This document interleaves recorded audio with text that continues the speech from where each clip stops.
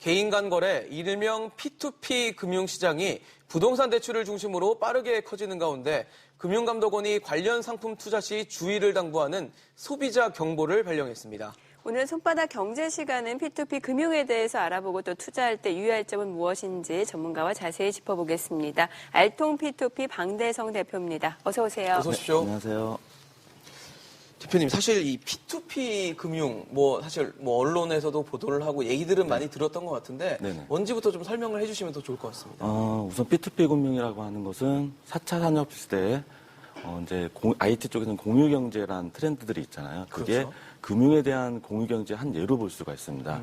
그러니까 투자 유저들이 함께 자금을 모으고 그 자금을 대출로 이어짐으로써 여기서 발생하는 이익을 투자 유저들 같이 상쇄하는 방식으로 공유경제의 한 예라고 볼 수 있습니다.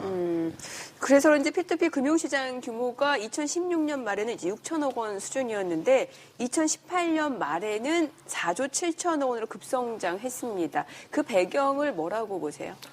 우선은 이 시장 초기 그 해당 업체들이, 그러니까 P2P 업체들이 대출과 상환을 반복하며 유저들과 신뢰를 쌓아간 점이 가장 큰 점이라고 볼 수 있는데요.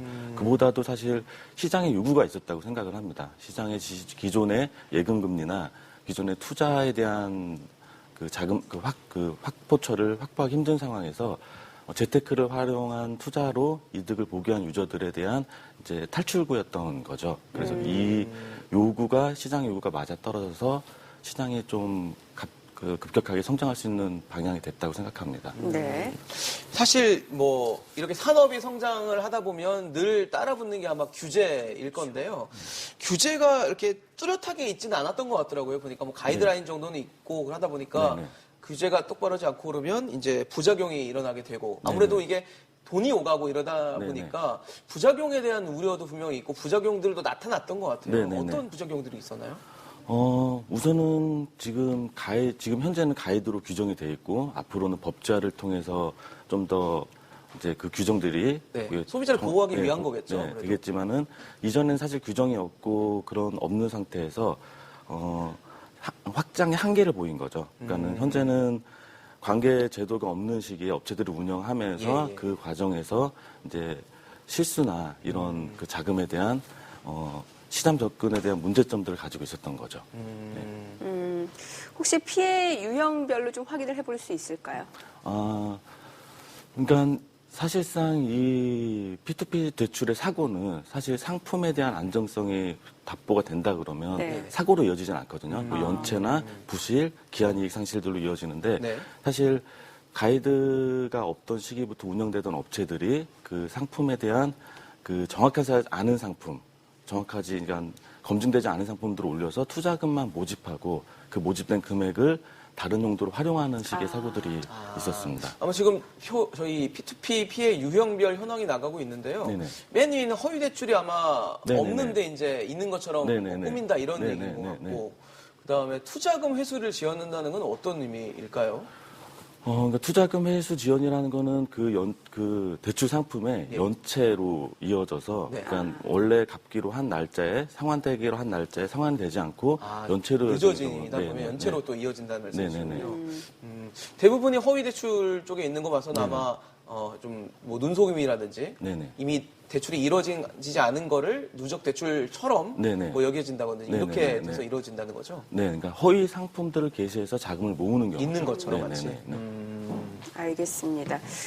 이제 지난달 30일 세계 최초로 이제 P2P 금융을 전담하는 법이 생겼단 말이죠. 우리나라에 생겼는데 이게 어떤 내용을 담고 있나요? 그러니까 금융법으로는 17년 만에 새롭게 등장한 금융법이라고 하는데 업체의 자금 요건, 사업의 내용, 자금의 관리 등을 그러니까 사업의 범위에 대한 규정이 정해진 데 의미가 있고요. 그다음에 투자자를 투자할 수 있는 금액을 구분했다는 데서 의미가 있습니다. 어떤 식으로 구분을 했다라는 거죠? 그러니까 이 사업을 하기 위해서는 이제 일정의 자본금, 지금 법제화 내용으로는 5억 이상의 자본금을 가지고 있어야 지금 되는 나가고 거고. 있네요. 자기 자본 5억 원. 그 이전에는 이런 규제가 없었나요? 있었죠. 근데 금감원 가이드 기준으로만 있었어서 그 당시 한 3억 원 정도. 강제력은 좀 없는 조건이었는데. 그러니까 자기 자본 요건도 지금 상향 조정이 된 거죠? 지금? 네네네. 그럼 이런 조건들이 생김으로써 아무래도 좀 견실한 이제 네네. 업체들이 자리를 잡게 되고 네. 그럼 소비자 신뢰로 이어질 것이다라는 네네. 뭐 방향성인 것 같은데 아무래도 이제 지금 이번 제도가 생긴 걸 두고 제도권 안으로 P2P 금융이 들어왔다라는 표현을 많이 쓰더라고요. 네. 대표님께서도 아마 기대되는 부분도 분명히 있으실 것 같아요. 아무래도 좀 뭐 업계에 계시다 보니까 네. 어떤 점에 대한 좀 기대가 있으세요? 우선 제도권 안으로 들어왔다고 하는 거는 우선 지금 이게 예금 금리 시장과 지금 단순히 투자 시장으로 금융이 크게 나눠져 있다고 볼 수 있다 그러면 네. 비교적 안전한 중금리 투자 시장에 대한 생성이 됐다고 볼 수 있거든요. 이제 이 시장이 앞으로 IT를 기준으로 이제 발전할 수 있는 기회를 얻었다는 부분에서 큰 의미가 있다고 생각합니다. 네. 자, 그런데 이제 어제 나온 금감원 자료를 보니까 이제 P2P 금융 시장이 이제 부동산 대출을 중심으로 빠르게 커지고 있다고 하는데 이 부분은 어떻게 볼 수 있을까요? 아무래도 P2P 대출이라고 예. 함은 담보를 기준으로 네네. 움직이는 상품들에 대한 군이 유저들한테 신뢰성을 더 줄 수가 있거든요. 아무래도 동산 같은 경우에는 예. 그 상품에 대한 내용에 대해서 정확히 증명하기가 좀 어렵지 않은 부분들이 그렇죠. 있다 보니까 예. 부동산에 사실상 치우쳐 있고 네. 부동산 상품을 게시했을 때 더 쉬운 펀딩들이 일어나니까 약간 부동산 쪽으로 쏠림 현상이 있는 건 또 사실입니다. 그러니까 투자자 입장에서도 어떤 담보물이 정확하게 확인이 네. 되다 보니까 네네네. 조금 더 신뢰를 하게 되고 네네. 또 수요자 입장에서도 조금 더 대출이 쉽게 이루어진다는 측면에서 이게 맞물렸던 거군요. 네네. 예. 그런데 금감원이 이제 관련 상품 투자할 때 주의를 당부하는 소비자 경고를 발령을 했단 말이죠. 네네네. 이거는 왜 그럴까요?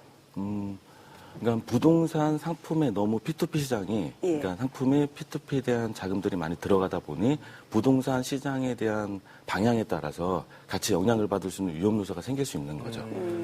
네, 그 부분에 대한 주의를 좀 네, 주의를, 해라라고 네네. 이제 소비자에게 경고를 발령한 네네네. 거다라는 말씀이신데 네.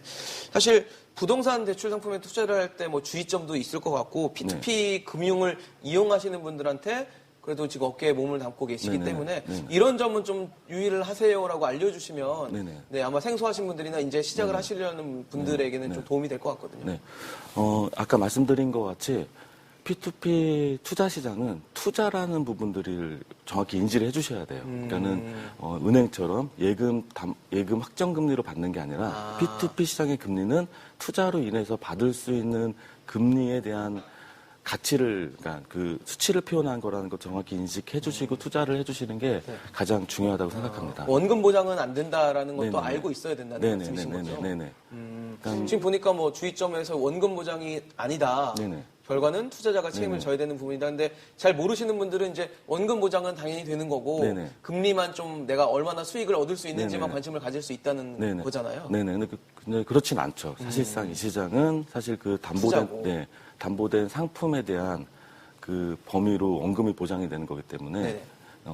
원금 보장을 확정할 수는 없는 시장이죠.